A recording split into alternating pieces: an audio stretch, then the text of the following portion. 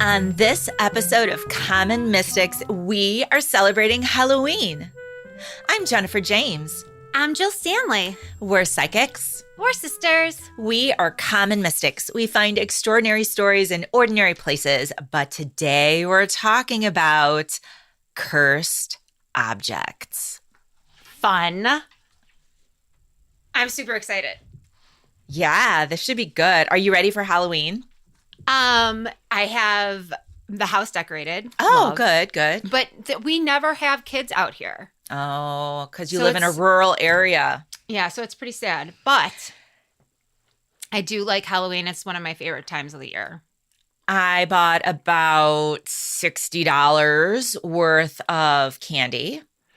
Already? That's dangerous. You can't. I know. And funny you should say that because I just opened a bag just before this call because you have to get it ready because Thursday's going to be here before you know it. You have to have it ready. Very dangerous. Yeah. I just had a watermelon Starburst for the first time in my life. How do you like it? I like Starburst. I like Starburst. Watermelon would not recommend.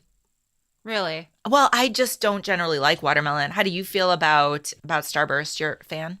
I'm a fan of Starburst.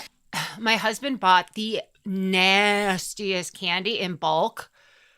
I showed you. Well, that's good. You want nasty candy in your house. Yeah. You don't want the good stuff. Not even he is eating it. And Well, it's why did he buy it if you don't get trick-or-treaters? He bought it for him. Oh, got it. It's gross. And you always have to have something for trick-or-treaters just in case. Yeah. But this is like they would just walk away and not even grab it. It is those candies that look like they're strawberries and they're very old lady candy. Yes. Yes. We have a bulk bag like the of them. wrapper looks like it's a strawberry. Yes. And when you unwrap it, Nasty. it looks like a throat lodging and you're like, Yeah. what is this nastiness? Yeah, that's gross. Do you guys, you don't get full bars, right? Full bars. Ryan gives away full bars. I could not if I would go bankrupt in October if I bought full bars. I think I'm going to drive to his house just to get a Snickers. Pick me up one too. Thursday. Yeah. Should we talk about cursed objects? I would love it. So you put this together. Thank you so much for your research on cursed objects. Thank you. I forgot what I put, so Wonderful. so I'm why not don't you prepared. What is a cursed object? What do we mean by cursed objects? Well, the concept of a cursed objects can be rooted in various cultures, psychological and spiritual beliefs. In lore, a cursed object is an inanimate item that brings misfortune, harm, or death to its owners or those who come in contact with it. Yeah, that's not good. No, but I mean, kind of cool. Kind of cool. Kind of cool. But I mean, I wouldn't want that to happen to me, but kind of cool as a concept. So, Jennifer, Yeah. I listed below some cultures that subscribe to the cursed objects theory. And they include African American hoodoo, Middle Eastern and Mediterranean cultures, German cultures, Irish, Buddhism, Italian cultures, and Amish all have supernatural traditions that include cursed objects. So it's not just, some fringe woo-woo US thing or Western idea. Have you ever thought you had a cursed object? No, I never thought I had a cursed object. Do you think you have ever had a cursed object in your possession? I feel like I had cursed clothing. Interesting. Like whenever I would feel like there's a pattern of events around a certain shirt I used to wear. You know what I mean? Like when I was a teenager, I was like, fuck that nonsense. And I got rid of it. Interesting. Yeah. But I'm superstitious like that. You know what I mean? Yeah. And was this something that you had knew that maybe held on to your own negativity? Or is this something that you got from someone already with negativity attached to it? I believe they were new. Okay. So it was your own shit. You did it to yourself. You did it to yourself. Stop cursing yourself. Stop cursing yourself. So, but just the house and the energy, like just having like something in our house, it like during the 90s could create a cursed object. That Just is saying. 100% accurate. And I don't know who wore my shit. You know how people you're be stealing my shit all always- the time? Always blaming other people, Jill. I'm just saying. Till the day you die. All right, I'm so just let's saying. let's talk about how objects can get cursed. Shall we do How? that? Why don't we? Okay, so historical events surrounding an object can result in a quote unquote cursing of the object. Do you know what I mean? No, what do you mean? Well, something that is tragic or violent that has happened in the past can leave a mark on a thing. For example, items that were part of a crime scene or Ooh. that belong to somebody who experienced some great misfortune can carry that negativity with it. So think about some of the stuff on the Titanic that has been brought up from the bottom of the Atlantic and is now sitting in museums. You think there's a possibility some negative mojo is hanging onto that? I was thinking of like paintings from like Hitler's or like the palace, quote unquote, that was surrounding the concentration camps in Nazi Germany. They were affluent and they had like oil paintings and like chairs and stuff. You know what I mean? Like I Yeah. would assume like that's some shit. But not That's some Titanic shit? Well, Titanic shit. Because if you Titanic shit- think of the hundreds of people who were on that ship for a long time, like for hours, right? While they suspected or knew that things were going to get really bad, right?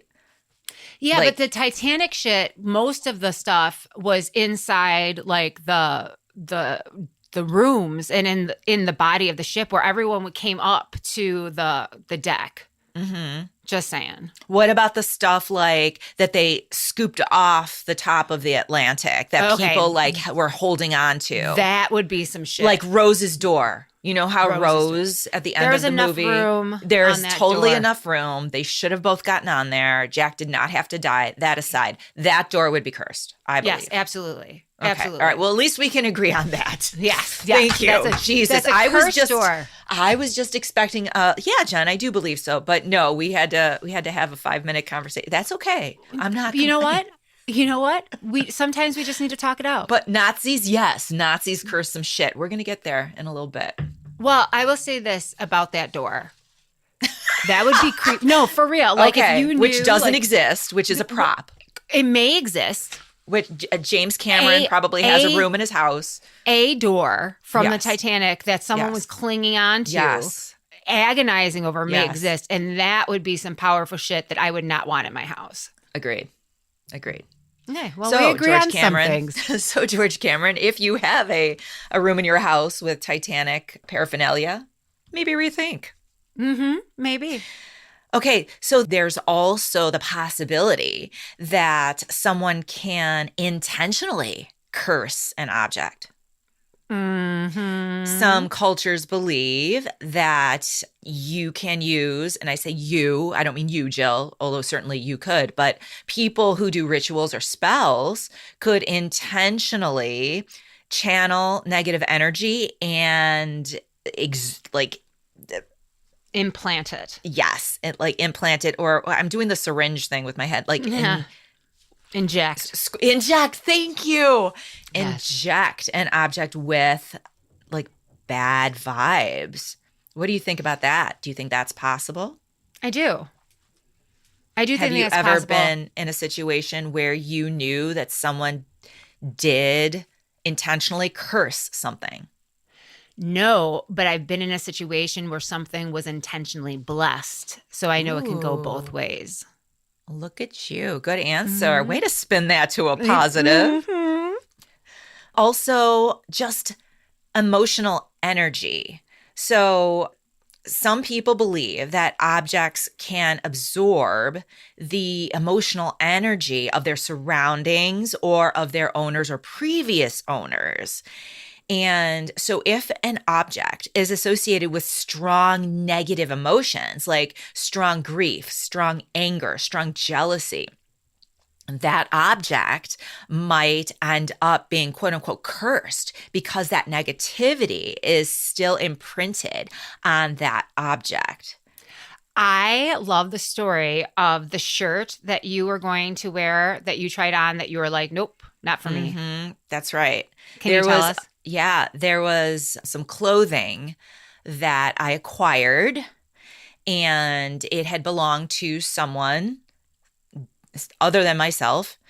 And I was going to give most of it away, but there was one shirt that was cute. It was clean, it was cute, it smelled fine. So maybe a little smoky, but I washed it, did the Downy Febreze, all good. And I could not wear that shirt.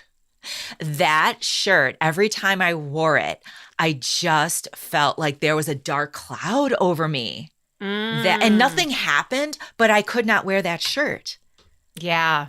I just felt that negative energy and I had to get rid of it. I dropped it off at the Goodwill because I could not keep it. I didn't even want it in my house. There was just so much attached to that shirt. Goodwill is I was thinking about, no, for real. No, I'm serious. I was thinking about when I was a teenager and I had the clothes that I was like, this is bad. I just threw them out. I didn't want to Goodwill them because I was like, no one should have to have this. Part of me thought it was just me. Maybe it's just me I'm sure someone who is not sensitive could wear the shirt and be fine. Maybe you just knew too much or was too sensitive. So I don't think if I thought it could do any real harm to somebody, I wouldn't have donated it to Goodwill. But I just felt I was just too sensitive. You know I what am I mean? a big fan of burning shit. I know you like are. that. I know you are. I Burning like and that. burying. Burning, yes. Everyone That's your likes a mojo. good burning and a good burial. Yes. Everyone Yes. likes it. Right. So, getting back to emotional energy, that's also the concept behind people who read items, right? Like psychometry. So there are certain psychics and their specialty is you bring them stuff either that you wear or use a lot, like your watch or your ring or your hairbrush, et cetera, something that you hold or use a lot, or Your that keys, your purse, your wallet. or that for someone in your life that you want them to read, and they can pick up on that energy that is attached. So I have seen that in person as you have as well, right? Yeah. Are you good at that? Do you like to do that personally? I'm not good at it. I've seen the way Michaeline, our Childhood psychic friend reads, and she reads like she's opening a book in her mind's eye and she's like flipping through the pages of it. And that's not how it happens for me. I just get impressions when I'm holding something, but Okay. I'm not. It's not your specialty. Yeah, I mean, I'm better with like looking at pictures and reading the energy from a picture rather than just closing my eyes and holding something. And Okay. usually, and can I just be honest? Usually, when someone's do. like, feel this, they're trying to trick me. Or they're trying to like be like, they already have something in their mind. So no Yeah. matter what I say at that point, do you know what I'm saying? Yeah, because they're coming at it with a preconceived notion of what you should be picking up on. What I would like to do as like a test, like use something that like someone's like, my sister's missing. Here, take her, like, What? That's Not a my terrible thing to sister. say. depends on the sister, actually. What do you have planned? Well, my point is like to take something of theirs and be like, where find that connection. Oh, gotcha. That would be a better test for Like me. more of a missing person, sort of helping the police sort of situation. Right. But by the way, side note, remember my neighbor's cat? Yes. Yes. So I prayed, I meditated, I said the rosary about Because my your neighbor's cat cat was lost. was lost, missing. And I was just like, I clearly in my head was like, she's going to be okay. That's what the answers I was getting. She's nearby. She's fine. Months. That cat was gone for months. And I was like, I'm so sorry, Chrissy. I'm like, maybe I'm too close to the situation because I want her to come home so bad. Yeah. And one of the neighbors down the street had her. Oh my God, you were totally right. And well, what's frustrating is like, I may have been right, but I didn't have a connection to be like, she's down the street. Do you see what I'm Oh, saying? yes. Yes, I do. So I knew she was close, but it was like, she's fine, she's close, but like, Okay. what good did that do unless I could like Right. produce some evidence to get the cat back? Right. Okay.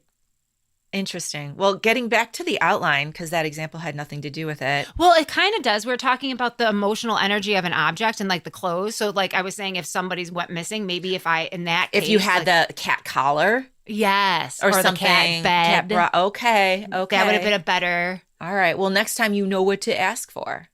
cat bed, cat Cat hair. bed. Let me lay on this cat bed for a little bit. Okay, got you. So also supernatural entities such as spirits, demons. Mm. Some believe that such entities can kind of house themselves or attach themselves to objects. And of course, that leads to negative experiences for those who possess them. So we on our Patreon page, we just dropped an episode today, in fact, that was all about portals. Mm-hmm. And we know an object can serve as a portal, meaning a doorway for different entities to come through to our dimension. But this is different. This is an attachment. So like one singular spirit or negative entity can attach to an item and just cause it to cause harm. Thoughts? I think it's possible. I think, again, the reverse of that is like Our Lady of Czestochowa. Right. You know what I mean? It's just like, and for those Where of you angels who are aware, can attach to a specific thing, object, place. Mm-hmm. So there is that possibility. I would hope that I would be able to see what's scary about this is that I like thrifting, not like you and Jenny and Ryan, but like I don't want to stumble upon some bullshit and not recognize it as evil. You know what I mean? Yeah, I think you would recognize if it was an evil object. I don't know. Well, let's keep going. I think you would. And then, of course, there are psychological factors that play into all this. Because if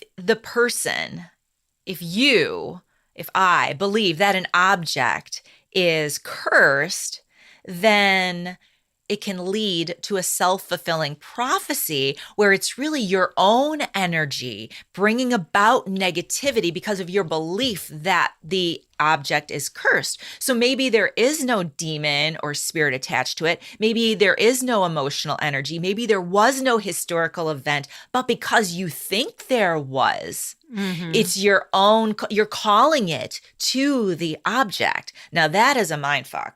That is a mindfuck. What do you think about that? I think it's 100% possible, as well as the opposite. If you believe that nobody has the power to curse anything, it's rubbish. Then I don't think that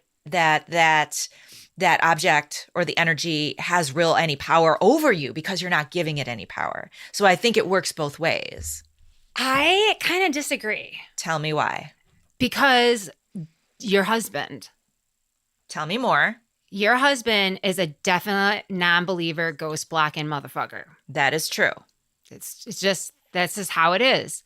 But he has had experiences, even though he doesn't believe, that even like he would be saying it to you, be like, where's my husband? So I don't know. Is it that he's less aware, but Maybe. it still happens and he kind of just talks it away? And then some things like his dentist brain can't talk away and he has to be like, okay, Jennifer, this happened. Maybe. You know what I mean? We say he's a ghost block, and he is, but I don't think he's the best example because he also has had experiences. But there are people who have never had any experiences, and maybe for them, they're not what you're. I don't think like my father-in-law, he does not subscribe to this at all. Okay, and he would claim that he didn't have any experiences, but like there are clearly experiences happening. And that like it would be like anyone else like objectively would be like, that's an anomaly. And he would just be like, hogwash, you know? Right. So I guess what you're saying is that those people who say they don't believe are still subject to that energy. They're just either not aware of it or they're consciously saying, like rejecting it as true. Exactly. Okay. Exactly. Yeah. What do you think about that? I honestly feel, personally, that I have so much protection and that it's so easy for me to call on my angels, call on my peeps on the other side, that this sort of stuff doesn't scare me, because even if I get a negative vibe from something, I I, I think I'm protected from it. Maybe that's my naivety. What do you think?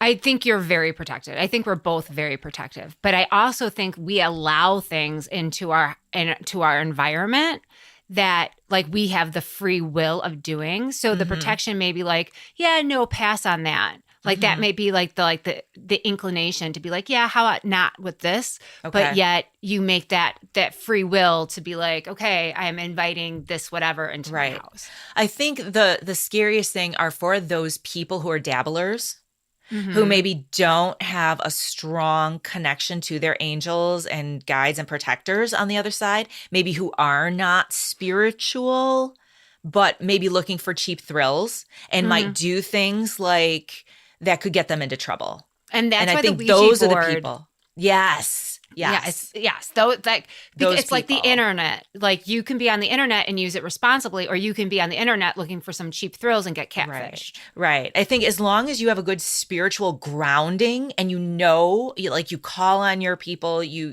do, you manually take the time to keep yourself spiritually safe and protected, I think we're going to be okay. But Okay. just know what you're doing. Sorry, this was I didn't mean to go that much into Oh it. no, I'm enjoying this. Stop it. Don't apologize. I just want to get into some famous, scary, cursed objects. Okay. But I just want to know, Yes. would Jill? you seek out a cursed object? Absolutely not. Never. Not in Not 100 to like million bring years. home, but just to like see.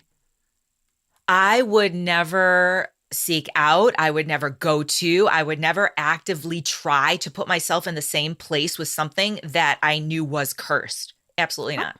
Got it. I think that's risky. That's risky and irresponsible. And I would never, ever do that. You? I seek out spiritually charged locations for a podcast with my sister. Cursed locations? We stumble upon them. We stumble upon them, but do we look for the cursed freaking locations in the United States and drive there? No. No, No. that's not our intention. That's not what we do. That's not our intention. All right, let's talk about the first cursed object. Which you guys, please Google. It is frightening. It is called The Anguished Man. Okay, so it is a painting. I think we have to describe this. So this is a painting of a human form from, I would say, the chest up. Mm-hmm. Okay, what colors are they? It looks like the background is blue and the figure is reds. You know, the best way I could describe it, yeah, like a dark Rusts and reds. rust Okay. and reds. But the best way I would describe it is, the famous picture of the Scream, Mm-hmm. the guy on like it's Yeah. almost like he's on a bridge and Yeah. he's screaming with his hands over his ears. Yeah. Think of that face with no hands to the ears from the shoulders up. Mhm. That's what this picture looks like to me. Or Very- this painting. Very featureless. The eyes are kind of vacant and creepy. The mouth is open, like it's in a moan or a scream. And yeah, it's disturbing. It It's is. disturbing. Why would someone create this? This is a real painting, and it is shrouded in mystery. It has been in the Robinson family in England for generations.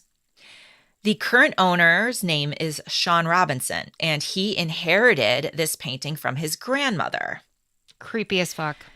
Now, Sean said that his grandmother always told him that the painting was made by an artist who used his own blood to create it.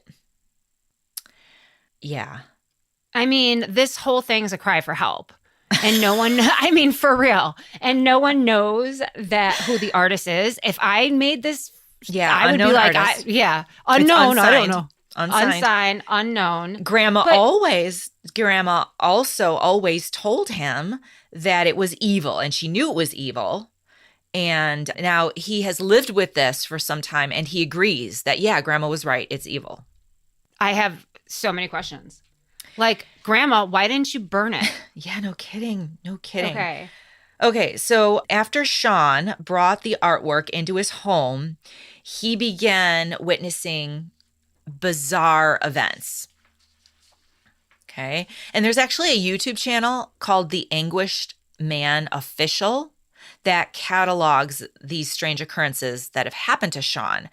Apparently, doors slam shut on their own frequently at Sean's house. I don't like that because of my cats. That's not True. cool. Yeah, no. I would worry for my cats too. Sean also said that in addition to doors slamming shut on their own, there are eerie noises that are in his house. And maybe most troubling is the shadowy figure that wakes him up in terror in the middle of the night. And he has intense nightmares where he is pulled into like an alternate haunted world that the painting is set in. Wow. Yeah. Okay. And in one nightmare, I'm sorry, I just have to tell you one more thing because it's freaking terrifying. In one of the nightmares, he felt himself being like lifted off of his bed. Like he was being like taken. Is that the kind of energy his grandma was experiencing? Because that's kind of shitty to be like, here you go, boy. Yeah. Well, Grandma said that she saw the same mysterious man. Yeah, this is not a good grandma. Like No. that's not the kind of thing I want from my grandparents. Well, I mean, grandma who's like into like the metaphysical, cool. Grandma Yeah. who's giving you cursed shit that scares the fuck out of you, not cool. Yeah, not cool, Grandma. Yeah. Apparently, same thing happened to her, and it's pretty consistent that these strange happenings are occurring between 3 and 4 a.m. Isn't that like a witching hour or something? That's the mock. It's a perversion of the hour that Jesus' death. Oh, gotcha. So yeah, also temperature changes, dramatic temperature changes, and sometimes mysterious smoke will also form in Sean's house. Yeah. So Sean and his beautiful painting are living together in England happily? What is going on? They are still together. He still has it, but he has it locked away. Okay. So it's not like out in his house. I don't know where he puts it. Maybe crawl space. I don't know. It's locked away is what it says. But here's the another disturbing thing is that Sean has these followers worldwide that continue to like communicate with him, follow him, looking for like, what are the updates on this cursed object? Yeah. What do you think about this one? Do you think it's really cursed? That's my first question. It's such a disturbing image on its own. True. Like, for me, it's just like, why would you have this? Why would you create this unless you were in some kind of turmoil. Pain? Yes. Yes. So, I mean, I don't like the pictures in my house don't represent like severe anguish. Yes. So just on the superficial level, yeah. It is disturbing. It is a disturbing image. Yeah. And it's also unsigned, and there is no known artist. So that's also a little bit odd. Right. And what's odd to me is if grandma was experiencing horrific events surrounding what she believed to be this painting, to give it to her grandson Right. as an heirloom without like a cautionary, like, this is what you do with it. Like, you wrap it away. This is not for you to have out and about. This is like, you know what I mean? Without Yeah. having some kind of guide on how to handle something with that kind of energy and power. Yeah. Yeah, I don't know. But you do think it's really cursed?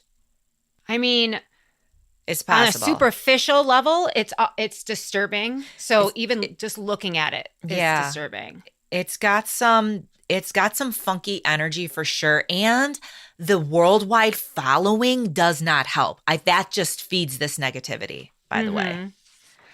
All right. Well, thanks for that. Yeah. You have another one. Yeah, that's a scary one. That is a scary one. This is a good one. I like this one. Not You can't read it, can you? I can't. No, I knew you couldn't read it. I had to look it up. It's a Dybbuk box. That is not how I would say that. Dybbuk box. Okay. So what the Dybbuk box is an antique wine cabinet. It is a box, a cabinet used to store wine. It's very old, and it's called the Dybbuk box because it is purportedly haunted by a Dybbuk. A Dybbuk, you might ask, what is it? It is, in Jewish mythology, a malicious spirit who clings to a host. In this case, the host is the box, the wine cabinet. So, any questions so far? I don't like it. No. I liked it because it was a wine cabinet, but now it's turning to be a bad wine cabinet. So, as the story goes, in 2003, an antique store owner named Kevin Mannis bought a vintage wine box from a 103-year-old Holocaust survivor on eBay. I don't want anything associated with the Holocaust. Personally speaking, I don't want anything associated with the Holocaust. That terrifies me. Yeah, 100%. Terrifies me. So I'm just going to 100%. say that right. I would never bid for an hot take. Holocaust like items, not something that you want to bring into your house. You don't want a relic from the Holocaust. No. You don't want a remembrance. Well, maybe a remembrance is different, but not a relic. Well, I was thinking for this person, the 103-year-old person that owned it, it was probably a remembrance thing. It was probably an heirloom from their family. And that's probably why they kept it. Yeah, that would make sense because you would associate it with your family. Mm-hmm. But as a curiosity or as a collectible, no. Absolutely not. Okay, so Kevin Mannis bids and buys this Dybbuk box or a wine cabinet online. And after it arrives, there are hauntings that start to happen in his home. And he starts to get recurring nightmares and strange bruises develop on his body. Also, he starts to just randomly smell ammonia in his house. That's scary. Creepy as fuck. That is scary. So he put it back up on eBay. Wow. You don't want to lose money on it. So he puts it back up on eBay. And another guy, so Kevin Mannis sells it to Jason Haxton. Now, Jason Haxton buys it, and Haxton similarly starts to experience strange phenomenon. I'm wondering if it was in the description. Like, this is a haunted ass box. Do you know what I mean? I wonder if he was like upfront. Because that's how I would do it. Yeah. I wouldn't be like, this is just like a Holocaust box wine cabinet. I would be like, this is some haunted ass shit that I can't own anymore and I spent money on. Who wants it? And you know what? I bet people would pay more for something that had, just because it's exciting. You know how morbid people are. It's definitely a conversation piece. It's a conversation of screams. Mm-hmm. Okay. Yeah. So Jason Haxton also experiences terrible things. And so he buries it. So he's in Missouri. He buries it in the ground. He's like, I don't want to be near this. We're going to contain this negativity, buries it in the ground. I appreciate that. But pulls it out for a TV show. Oh, wow. The Ghost Adventures. Of course. So Haxton stated that, and this is a quote, "The day it arrived, I put my hands on it, and it almost feels like the thing collapses into a liquid state. I felt like a knife was coming into my gut. I was paralyzed in pain. When I go to bed, I have terrible dreams of a hag that seems to come with the box." Wow. That's frightening. Right. Yeah. Haxton paid $280 for the box. That's really cheap. Mm-hmm. That surprises me. I got to tell you. I bet if he put it back up, he could get thousands in today's market. 100%. So Haxton only paid $280 for the box. And when he opened it up, it contained a goblet, like a wine goblet, Yeah. 2 locks of hair tied with string, pennies from the 1920s, a dried rosebud, a cast iron candlestick holder, and a granite statue engraved with Hebrew letters. Okay, let's stop right there.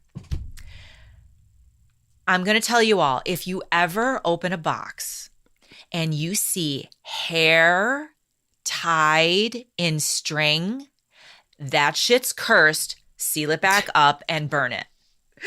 The more There's you no know. reason. There is no reason that hair would be tied up unless it was part of a ritual. I'm 100% being honest here. Am I wrong? Hair tied in string? That's one of our go-tos. No. That's why she's speaking so strongly about it, guys, because she's done that shit. But I'm wondering about the description. Did he not know that there was hair in the Hebrew cast iron, granite? You know what I'm saying? Apparently, eBay did say that the box should always remain shut and be out of reach and never to open it. And he freaking opened it and finds hair tied up and expects that it's not going to be cursed. No, dude. No. That's on you, brah. Seriously, though, you guys. Hair, along with the pennies and the statue with Hebrew. You don't know what that... Do you speak Hebrew? Do you speak Hebrew? I do not. Then you don't know what that says. As a matter of fact, we should reverse I don't Google want, no, and see what that says on the picture. No. Why are you playing? See, this is the kind of shit. I'm just curious about what it says in Hebrew. Okay, do that on your own time. Not with me. That is not a common mystics activity. That is a Jill activity. Is that like if it would be like this box belongs to the hag that you will dream about? I would think like you would want to know what that says. I don't want to know what that says. So we are not going to talk about that anymore. That's some creepy shit. That is horror movie shit. That is Exorcist, Jennifer, the priest in Egypt shit. There's a whole other page on this box. You have to keep talking about this. Oh, okay. I'm sorry to burst your bubble. Haxton stated that all of his issues vanished when he followed a rabbi's advice. Okay, good. I'm glad he sought out a rabbi to place the cabinet in a gold-lined wooden container. And apparently that would, according to the rabbi, negate whatever entity was inside. And so he now keeps it all locked up in a military-grade case, which he buried. Okay, good. Thank you, Rabbi. See, you got to reach out. That's when you reach out to the church. I know we all talk shit about the church. I'm sure. I don't know if Jews talk shit about their synagogues, their temples. We all talk shit about the church, but at the end of the day, that's where my ass is going to be if I think I have 100%. 100%. That's where you will find me, in the pew. Thousands of people have offered to buy the box for any price. See? Does he sell it? Well, he says it is unethical for him to sell it. I agree. And he's also he's not worried right now about the resurgence of the box. He believes that the Dybbuk's unfinished business has finally been laid to rest because he buried it. Yeah, in a surprising twist, he now sees the energy of the Dybbuk box as a sort of rejuvenation or, quote, fountain of youth. Okay. Yeah, I don't. He's not right. No. I thought he was okay when he's like, it's not No. ethical for me to sell. But now he's like, I've been making love to it so I can stay young. Yeah, he's like, now my vital signs are better than it was when I was 40 years old. And he's like, I have this vitality because of this box. Yeah, no, that is the you box know what that means? seducing him. Yes. The yes. Dybbuk is getting Yes. in his head. Yes. Yes, that's what it is. The box See? is like, I'm not so bad. I hope y'all are learning something here. Don't frickin' listen to demons. I mean, if something's scary as fuck and you bury it and you go to a rabbi and then all of a sudden you're like, you know what, it's not so bad. You're under the thrall of the box. Not only is it not so bad, it's my fountain of youth. My vital signs are just amazing right now. I don't know how it happened. It's just wonderful. Here, check out my box. No, Haxton. That is not right. Don't do that. Can we get a hold of this guy? No, I really want to talk. I don't want to get a hold of him and be like, hey, dumbass, you're under the possession of a demonic box. Hey, oh my God. So today, I just read this in your outline. So In today, real time. the market is flooded with Dybbuk boxes. So apparently you can go online and buy a Dybbuk box everywhere, anywhere from $20 to $1,000. Seriously, you guys, come on. Don't do that. There's only one real box, right? And right now it's the Fountain of Youth for Haxton. Right. So I doubt. These are probably like fakes or knockoffs. Yeah. They're just, Oh yeah. my God, right now. But to have one, oh What my is God. wrong with Even to people? have a fake one, like to see you open it at Christmas, Do not buy me a Dybbuk box for Christmas. that's funny. You put your own hair in it. Yeah. I'd kill you. I would kill you so hard. Okay, ready? Uh-huh. There's another one you put in here. Oh, and next object? Yes. It is a very creepy rocking horse. It is It is very, very creepy. It is a rocking horse. messed up rocking horse. His expression is just as shocked as I am when I look at it. I'm like, I don't know what I'm looking at. It is Wow. a very messed up rocking horse. So this rocking horse is circa early 20th century. It is made of wood, so splinters. Be careful. Not the best choice. And it once belonged to a family who was deeply connected to the supernatural. And it was passed down through the generations. To the current owner, her name is Kelly, and she is the great granddaughter of a medium, a psychic medium named Dick Godden. And Dick Godden allegedly used the horse, here we go, in spirit summoning seances. I don't know how he would use it other than be like, you think you're scary? Check this shit out. Like, how do you use the horse? I think I've seen on the different shows where they put an object, and I say a ghost hunter would put an object that's easily manipulated, like a ball, right? Something that you take like a little like push and it can roll, right? Right. So a rocking horse kind of makes sense because it rocks. So it has some easy motion. So a ghost doesn't have to expend so much energy to make it move. Expensive and large. What do you Like, mean? if I'm going to do a seance, I'm not going to bring my wooden ass, like, Well, that's what this guy rocking did, horse. okay? oh, well, okay. I disagree. I disagree So- with his methods. It is a gray dappled pony. This is what the eBay. This sounds like it's like its eBay description. Mm-hmm. And it carries a spine-chilling story.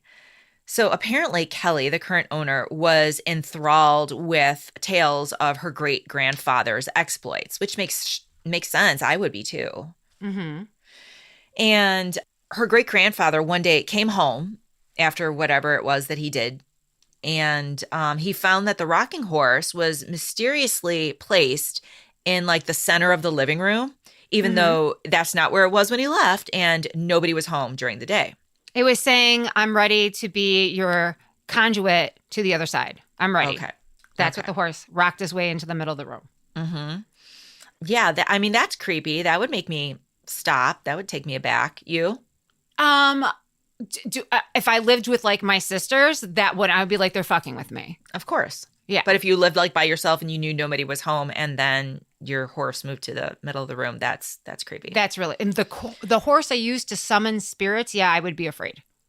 So Kelly, I already said her family has a long history with spiritualism. In fact, she went to her first seance when she was just 15.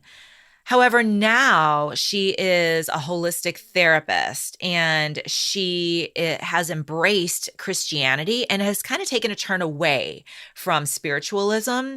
And her newfound faith has driven her to part with the rocking horse. She finds it unsettling now that she is Christian. I mean, you can be both. You can be a Christian and a spiritualist. I mean, I don't have a problem with her wanting to get rid of it now. Do you? Again, if you think it's creepy and you have bad feelings about it, you give it away or you like burn thrift it. You see what I'm saying? Yeah, you burn the shit. You burn it. Okay, so she recalls that she would hear disembodied footsteps when the horse was around and unexplained bangs from like upstairs when nobody was up there. And of course, you would think like something fell, right? Of course. Yeah. She said, more than once, I heard a huge bang from one of the rooms upstairs. Thinking it was something falling off a windowsill, I would rush up there only to find everything perfectly in place. It definitely made me wonder. Right. Now, Godden, her great-grandfather, was a renowned paranormal investigator who believed that a young spirit named Angela was drawn to the rocking horse, claiming she played on it during these gatherings. And legend has it that Godden once summoned Angela's spirit and she confessed to rocking on this very toy. Okay, what do you think of this? You think Angela is attached to this horse? I think it could be possible. I also think like energy brings like energy. So if you have a spirit rocking on the horse and they're calling other spirits, they may be like, hey, look, Angela's down there, you know? You know what? I would think this is more haunted than cursed, though. I mean, this is not the Dybbuk box, and this is not the painting. Mm-hmm. Like this is more mild. It's just it's banging. It's she wants to make contact. Yeah, she wants to play. So still not cool though. Not cool, but I don't know that I would call this cursed. So Kelly is preparing to sell this rocking horse. And I believe, I don't know where Kelly is located, but she's in Kent, England. Oh, she's in Kent, England. Okay. So she is expecting to attract bids between 200 pounds and 300 pounds at auction. Is this current information, Jill? Like, can people go on right now and look for this horse and bid on this horse? Wow. Okay. I don't exactly know, but we Well, can find out. let us know, folks, if you buy yourself a haunted rocking horse with Angela. With Angela attached to it. Another famous cursed object is the Hope Diamond. Tell me about the Hope Diamond, Jennifer. It is a large blue stone with a dark history. It's beautiful. Legend has it that this gem brings misfortune to its owners, and that belief is rooted in its history. The purported curse on the Hope Diamond is said to have begun in the 17th century when the diamond was stolen from an idol in India. That'd do it. Whoa. You don't be stealing shit from idols. Did the British steal it? Was it England? I'm not gonna point fingers at the crown, but what's fucked up is that right now it's in America, so you don't take a stone out of an idol? No, you don't. Continue. Wow. And since then, all of its possessors have faced tragic fates. I shouldn't say all, but some of its most notable possessors have faced tragic fates. Can you go down the list of some of the people we know that might have owned the Hope Diamond and their fate? Yeah, one of the people was Louis the 14th of France. I know him. Yeah, he had the diamond recut into a stunning 67 carat heart shape. And he had it set in gold and on a neck ribbon. Wow, that's probably bad for your back to have this Mm-hmm. huge blue diamond hanging off your neck.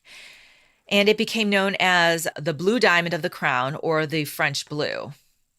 Fast forward to the French Revolution, and the diamond was lost in the looting of the crown jewels in 1792 after Louis XVI, the grandson of Louis XIV, and Marie Antoinette had tried to escape.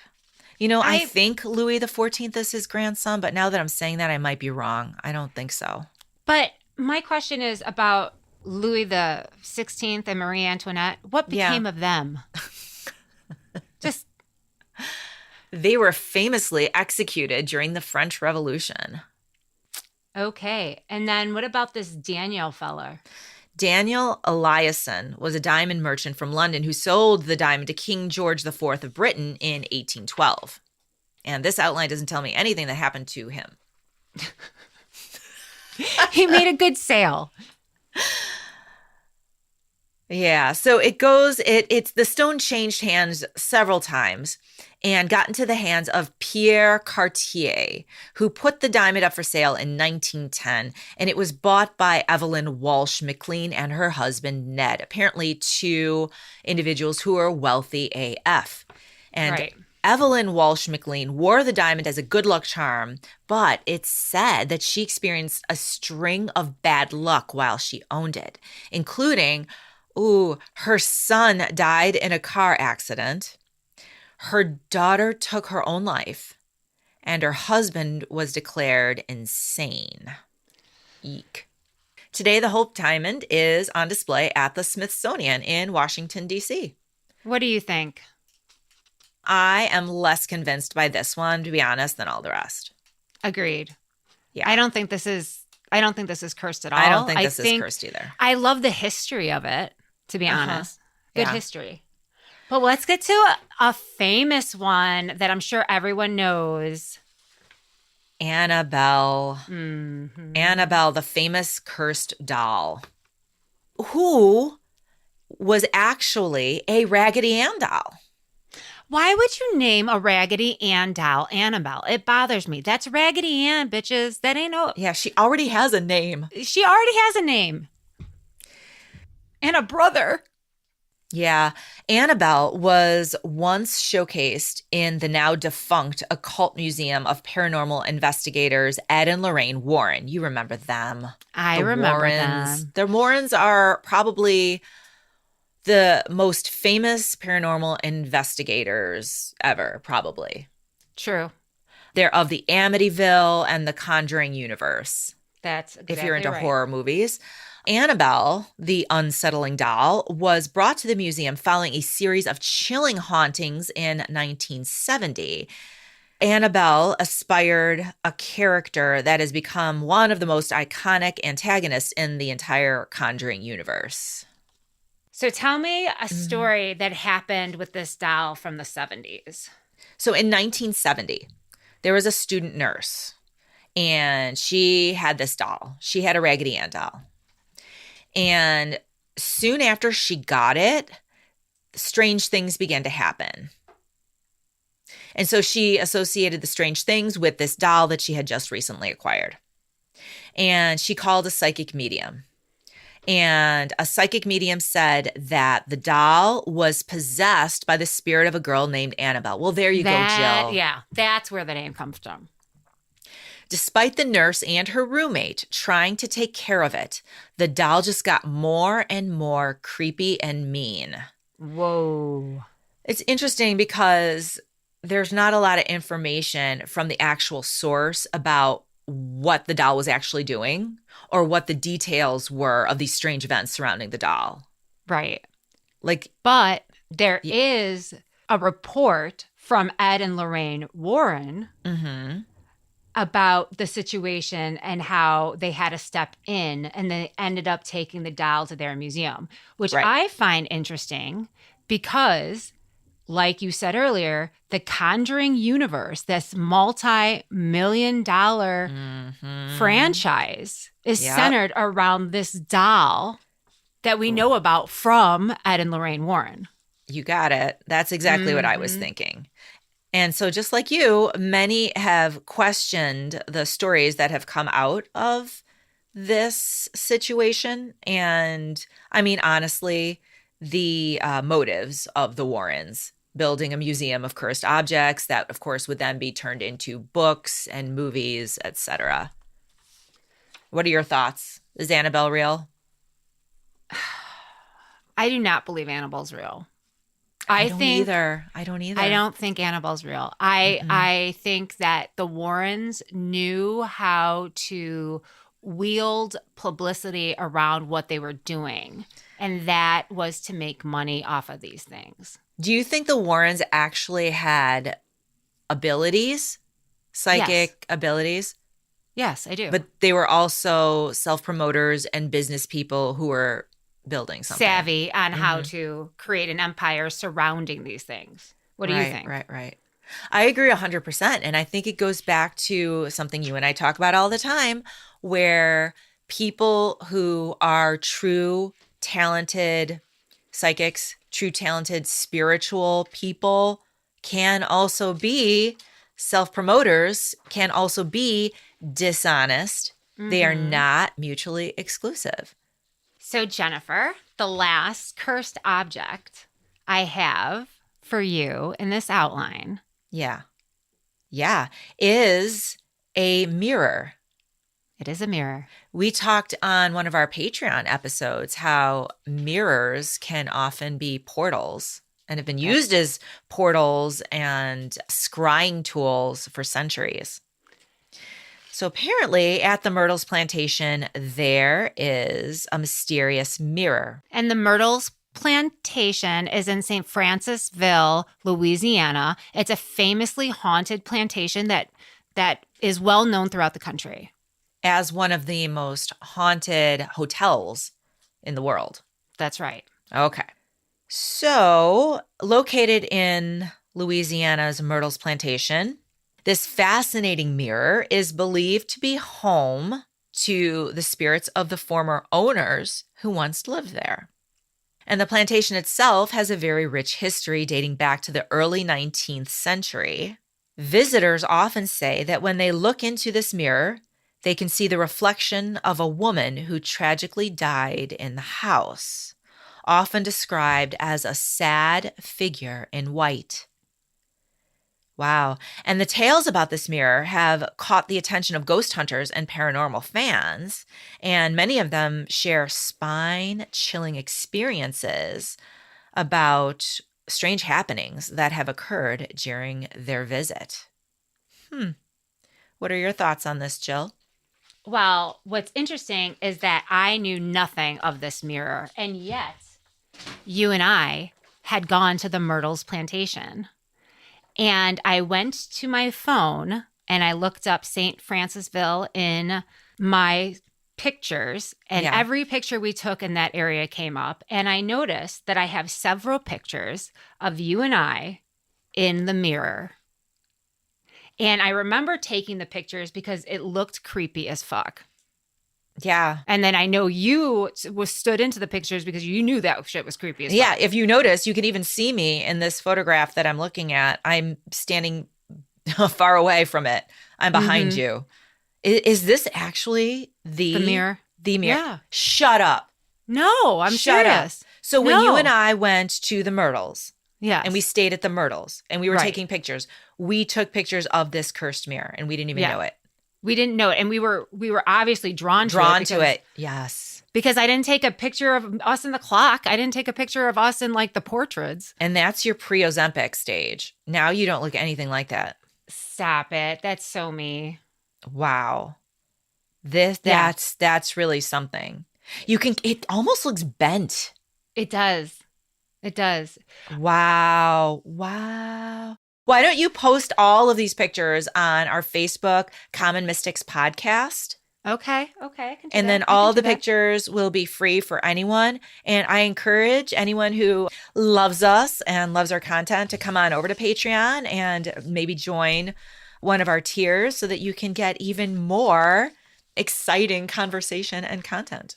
I mean, honestly, you guys, Jennifer and I love doing this podcast free for you guys, and we seriously appreciate all your listening. If you can find in your heart to support us, even at $5, that would be amazing. We're trying to make this our full-time jobs. You know So what? We love and appreciate all of our listeners. It is our Patreon group that keeps us going. If it wasn't for our Patreon group, we would have thrown in the towel like years ago. It's true.